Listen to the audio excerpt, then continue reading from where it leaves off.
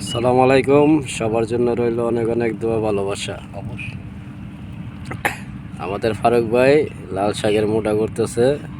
এখানে কচু শাকের ভিতরে লাল শাক বুনছে। যেমন রং মিস্ত্রি মানান ভাই দেখা যাইতেছে না, বাগানের ভিতরে দাঁড়ায় গেছে।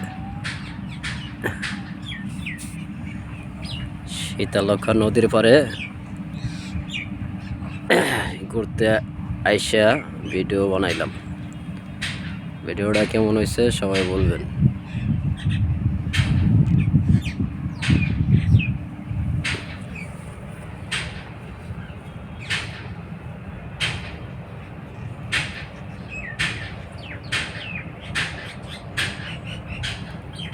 এই যে আমাদের মানান ভাই, রং মিস্ত্রি মানান ভাই কচু শাকের বাগান করছে। ও ওস্তাদ,